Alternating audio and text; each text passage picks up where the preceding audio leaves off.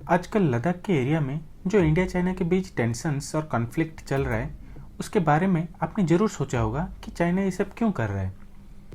इसके पीछे उसका मकसद क्या है? क्या वो लद्दाख है जो चाइना कब्जा करना चाहता है, या क्या वो अरुणाचल प्रदेश या डोकलाम या सिक्किम के आसपास के एरिया है? क्या ये तिब्बतियंस और दलाई लामा से जुड़ा हुआ है, या क्या ये चाइना का पाकिस्तान को सपोर्ट दिखाने का एक मूव है? मैं भी यही जानने पिछले कुछ दिनों से कई तरह के एक्सपर्ट ओपिनियंस, रिसर्च इत्यादि पढ़ने में लगा हुआ था। बहुत सारे ओपिनियंस की स्टडी करने के बाद मैं जिस नतीजे पे पहुंचा हूँ उसको मैं आपके सामने रखना चाहता हूँ। तो आइए जानते हैं कि इस चाइना की टेंशन्स के पीछे का असली मकसद क्या हो सकता है। थोड़ा शुरू से बताने का कोशिश करूँगा, इसीलिए आपकी पेशेंस का रिक्वेस्ट कर रहा हूँ। नमस्कार, दास व्यूज़ में आपका स्वागत है, जहां हम ओपिनियंस और डिस्कशंस के जरिए हर वीडियो में कुछ नया चीज़ जानने की कोशिश करते हैं। चाइना का इकोनॉमिक डेवलपमेंट लगभग 2-3 दशक से उसके एक्सपोर्ट्स के जरिए हुआ है, जिसके चलते आज चाइना की जीडीपी लगभग 14 ट्रिलियन यूएस डॉलर तक पहुंच चुका है। इसके कंपैरिजन में इंडिया का जीडीपी 3 ट्रिलियन डॉलर्स के आसपास है।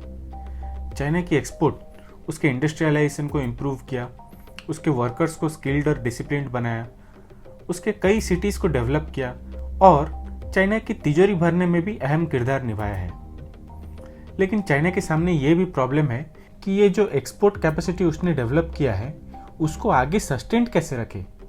जिस रेट से वो ग्रो किया है, चाइना रियलाइज कर चुका है कि वही रेट मेंटेन रखना लगभग इम्पॉसिबल है। तो दूसरा ऑप्शन ये है, अगर रेट प्लस नहीं हो रहा है तो कम से कम माइनस तो ना हो। ये माइनस ना होने वाली ऑप्शन का भी चाइना के सामने एक बहुत बड़ी प्रॉब्लम है। चाइना की जो एक्सपोर्ट कैपेसिटी का डेवलपमेंट हुआ है वो किन देशों के कारण हुआ? मेनली यूएस और यूरोप से। लेकिन अभी ये दोनों रीजन्स की तरफ से चाइना को साफ साफ दिक्कतें दिख रही है।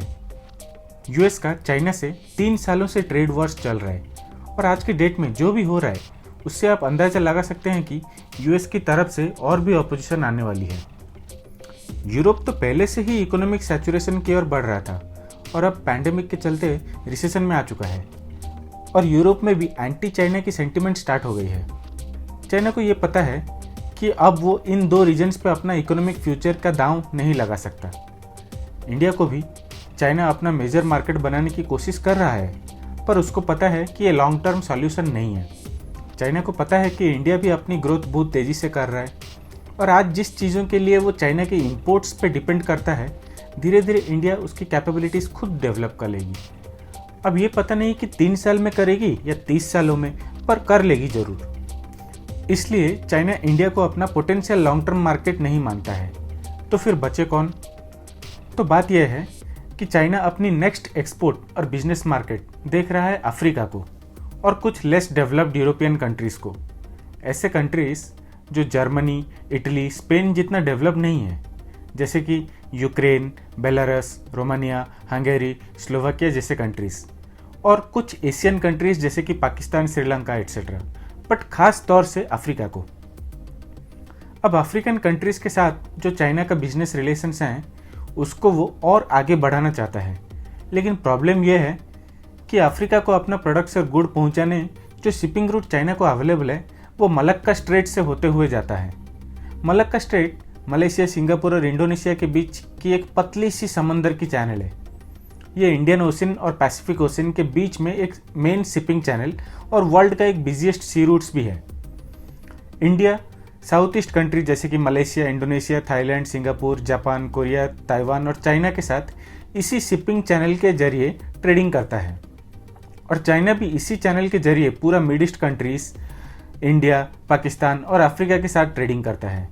अब चूंकि इतने सारे देश ये ट्रेडिंग रूट अपनाते हैं, इसीलिए ये मलक्का स्ट्रेट एक बहुत ही बिजी शिपिंग चैनल है और शिप्स की ट्रैफिक भी बहुत ज़्यादा रहती है, जिससे शिप्स को पास करने में बहुत समय भी वेस्ट होता है। ये भी गौर करने की बात है कि मलक्का स्ट्रेट के आसपास जितने भी देश हैं उनका चाइना के साथ बिजनेस रिलेशनशिप के अलावा कोई खास संबंध नहीं है। तो अगर चाइना ये मलक्का स्ट्रेट वाली रास्ता ना लेकर कोई और दूसरा शिपिंग वाली रास्ता ले तो और भी बहुत समय वेस्ट होगा। इस प्रॉब्लम को एड्रेस करने चाइना ने एक मास्टर स्ट्रोक खेला जिसका नाम है बेल्ट एंड रोड इनिशिएटिव या फिर वन बेल्ट वन रोड। इस प्रोजेक्ट के जरिए China directly Africa, mid east और यूरोप में पहुंच जाता। ये प्रोजेक्ट 2013 में शुरू हुआ और अभी भी अंडर डेवलपमेंट है। तो इस मेगा प्रोजेक्ट के अंदर एक इम्पोर्टेंट प्रोजेक्ट है CPEC यानी चाइना पाकिस्तान इकोनॉमिक कॉरिडोर। इस प्रोजेक्ट का एक अहम हिस्सा है एक रोड नेटवर्क जो चाइना से पाकिस्तान होते हुए अरेबियन सी तक जाता है। ये रोड चाइना को एक डायरेक्ट एक्सेस दे देगा अरेबियन सी को, जहाँ से चाइना अपने गुड्स अफ्रीका और मिड ईस्ट कंट्रीज ले जा सकता है। चाइना ने पूरा बेल्ट एंड रोड इनिशिएटिव में बहुत सारे पैसे कमिट किया है, जिसमें ये CPEC वाली रूट में सबसे ज़्यादा पैसा लगाया है। तो आप समझ सकते हैं कि चाइना ये CPEC को कितनी सीरियसली ले रहा होगा। यहीं पे हम इंडिया चाइना की टेंशंस का रीजंस में आके पहुंचते हैं। दरअसल CPEC का रोड चाइना से पाकिस्तान ऑक्युपाइड कश्मीर यानी POK का गिलगिट बल्तिस्तान वाली रीजन से पास होकर पाकिस्तान पहुंचेगा और फिर वहां से अरेबियन सी। अब चूंकि POK पाकिस्तान द्वारा इलीगली ऑक्युपाइड इंडियन टेरिटरी है, इसलिए इंडिया ने इस प्रोजेक्ट का हमेशा से विरोध किया है। पर सिंपल विरोध से भी चाइना ओके था, क्योंकि किसी चीज़ को पब्लिकली विरोध करना, उसकी कड़ी निंदा करना कोई ठोस एक्शन लेने से डिफरेंट होता है। पर लास्ट एक साल में इंडिया की मूव्स देखकर चाइना शायद परेशानी में आ चुकी है।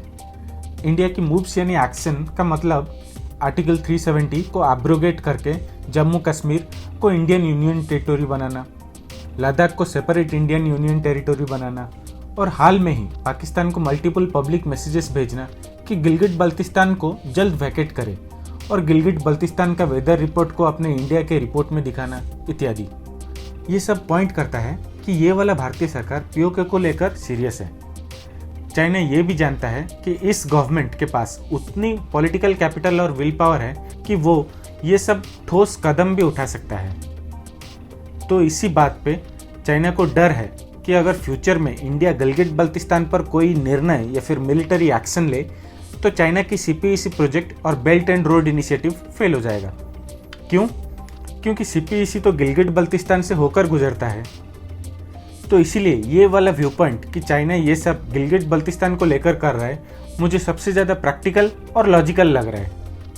ये जो प्रॉब्लम चाइना के सामने है, उसी के रिप्लाई में चाइना शायद ये सब कर रहा है। इस व्यू के हिसाब से चाइना को लद्दाख में कुछ स्क्वायर किलोमीटर्स का लैंड ऑक्युपाई करने में कोई खास दिलचस्पी नहीं है, ना ही इंडिया के साथ वार करना, क्योंकि उसे पता है कि अगर वार होगा तो कोई रिजल्ट नहीं निकलेगा और नुकसान दोनों की काफ़ी ज़्यादा होगी।